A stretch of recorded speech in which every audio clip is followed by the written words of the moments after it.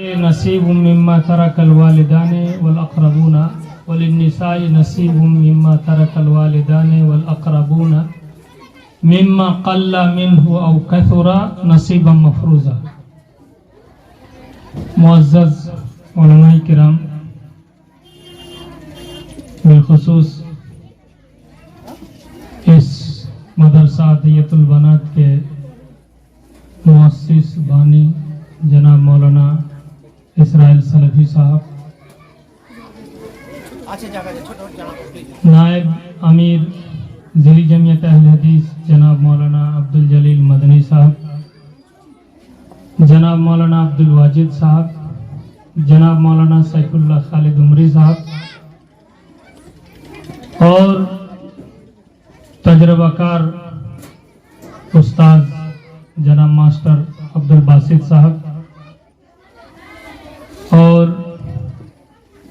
جناب بڑے بھائی ابوالقاسم صاحب صوبیدار، عزیزم حبیب الرحمن فیضی سابق پرمکھ اس بلاک کے، اور دیگر میرے بھائیوں اور بہنوں، آپ کے سامنے بچیوں کا علمی مظاہرہ ہو رہا ہے۔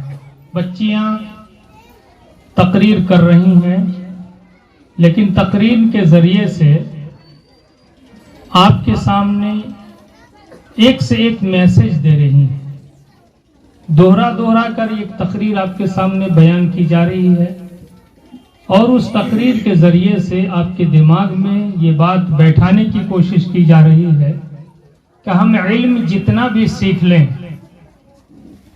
علم پر اگر عمل نہیں کریں تو وہ علم تشنا رہ جاتا ہے۔ اللہ کے رسول صلی اللہ علیہ وسلم نے فرمایا تھا، لا تزول قدم ابن آدم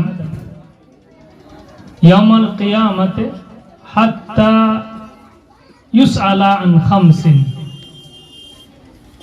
کسی بنی آدم کا قدم، آدم کی اولاد میں سے کوئی بھی ہو، اس کے 2 قدم ہل ہی نہیں سکتے جب تک 5 سوالوں کا وہ جواب نہ دے دیں۔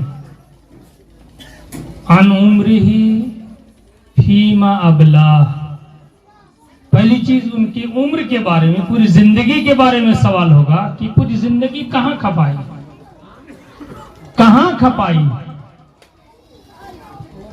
وعن مالہ اینما اکتسبہ وفیما افناہ، اور اس کے مال کے بارے میں پوچھا جائے گا کہ کہاں کمایا اور کہاں گنوایا، کیسے کمایا اس نے، جائز طریقے سے، ناجائز طریقے سے،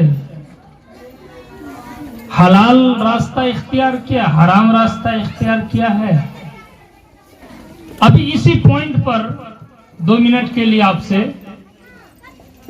میں نے سورہ نساء کی آیت پڑھی ہے، اور اس آیت کا آخری حصہ، آدھا حصہ بچیوں نے پڑھی ہے، اور اس میں بتایا کہ بچیوں کے حقوق، عورتوں کے حقوق ماں باپ کے اور ان کے رشتہ داروں کے ترکہ میں موجود ہیں، لیکن بھائی لوگ بہنوں کے حقوق کو ہڑپ کر جاتے ہیں۔ بار بار یہ باتیں آپ کے سامنے دہرائی جائیں اور اس چیز کا آپ پر اثر نہ ہو تو ہماری بدقسمتی ہی ہو سکتی ہے۔ دوستو، آخرت میں ہم جواب کیا دیں گے اللہ کے سامنے؟ اللہ کے سامنے جواب کیا دیں گے؟ یہ مال ہم نے کیسے حاصل کیا؟ ہم بڑا زمیندار بن گئے، بہن کا حق مار کے، پھوپھی کا حق مار کے، بیٹی کا حق مار کے ہم بہت زمیندار بن گئے۔ بیٹا کو بنا دیا، بھائی کو بنا دیا، چچا کو بنا دیا، اس کو بنا دیا، اس کو بنا دیا، لیکن آپ برابر گنہگار ہیں اس کے۔ آپ اگر خاموش ہیں، آپ کے گھر میں اس طرح سے حقوق مارے جاتے ہیں تو آپ بھی گنہگار ہیں، آپ کو بھی کھڑا ہونا پڑے گا۔ جو حقدار ہیں حقدار کو حق پہنچانے کے لیے اللہ کے رسول صلی اللہ علیہ وسلم آئے تھے. لہذا اس آیت میں سمجھیے للرجال نصیب. بہت لوگ سوال کرتے ہیں کہ بیٹا پہلے مر گیا، کماتا تھا، اس کے بچے رہ گئے، بچوں کو کوئی حصہ نہیں مل رہا ہے، برابر کا حصہ، چاچا لوگوں کے برابر کا حصہ نہیں مل رہا ہے. آیت پر غور کیجئے، کہاں دلیل مل گئی آپ کو؟ کیوں اس کو برابر کا حصہ نہیں ملے گا؟ بھتیجا کا درجہ بعد میں ہے، بھائی کا درجہ اوپر ہے.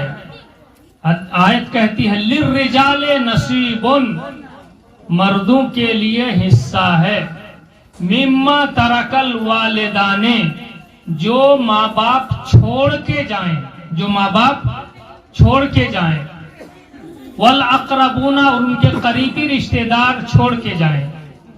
اور اسی طرح سے فرمائے ایک طرف مرد کو بتایا اور وہیں بغل میں وللنساء نصیب، عورتوں کے لیے بھی حصہ ہے، مما ترک الوالدان، جو ان کے ماں باپ چھوڑ جائیں.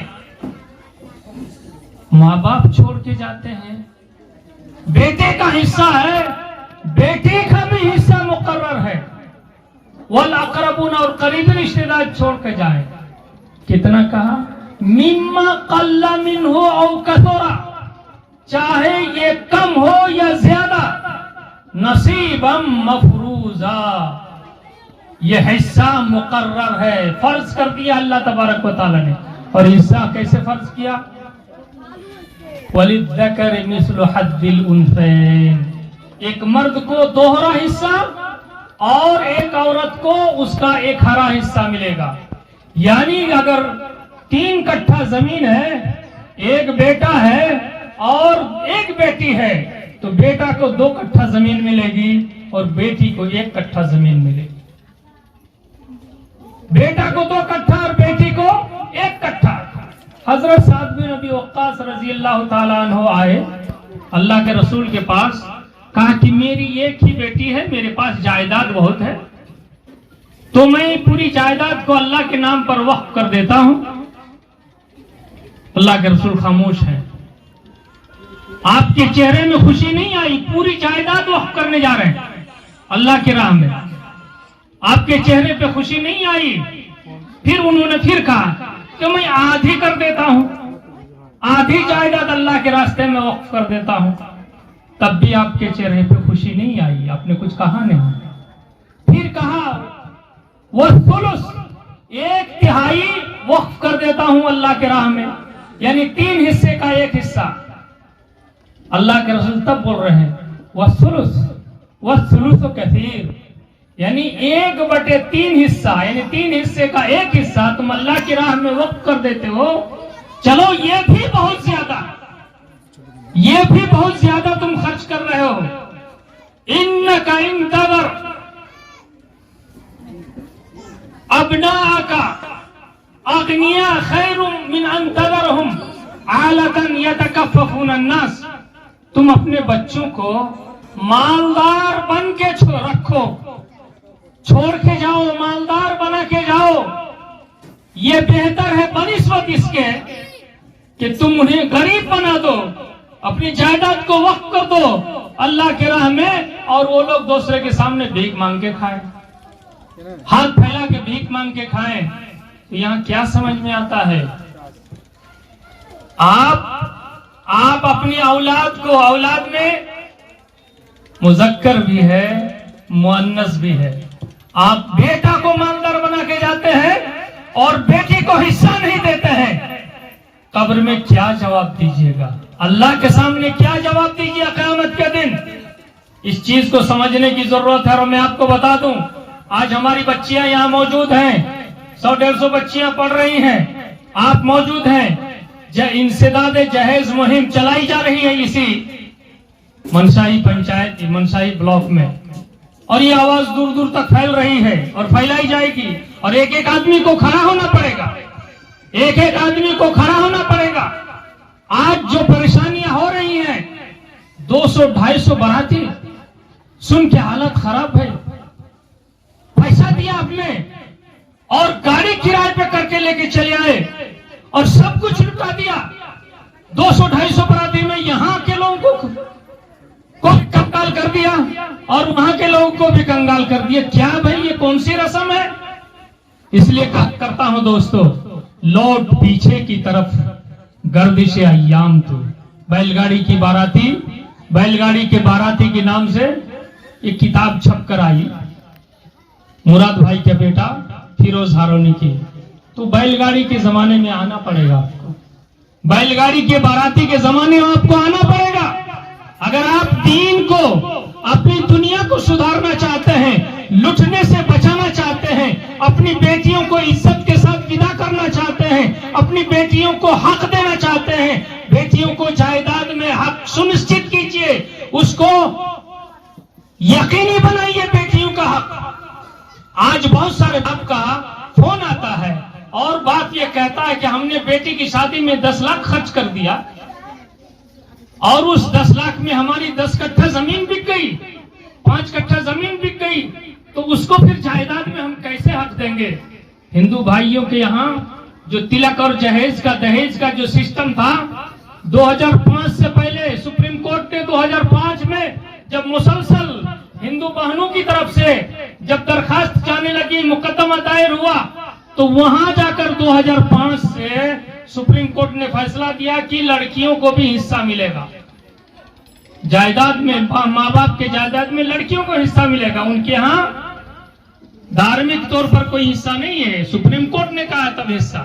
ہمارے یہاں دھارمک طور پر ہماری کتاب میں یہ لکھا ہوا ہے دوستو. لہذا آپ بیٹی کو، بہن کو ان کے حقوق سے ونچت نہ کریں، ان کو محروم نہ کریں، ان کو در در کی ٹھوکریں کھانے پہ مجبور نہ کریں، بلکہ کوشش کریں کہ آپ کے گھر میں جو شادی ہو وہ شادی سادگی کے ساتھ ہو اور آپ کی بچیاں لکھے پڑھیں، عمر کے اس مرحلے تک پہنچیں کہ جس مرحلے پر پہنچنے کے بعد اس کی شادی ہو تو لگے کہ یہ بچہ پیدا ہونے کے لائق ہے. اس عمر میں 18 سال ہو، 17 سال، 18 سال، جو 18 سال جو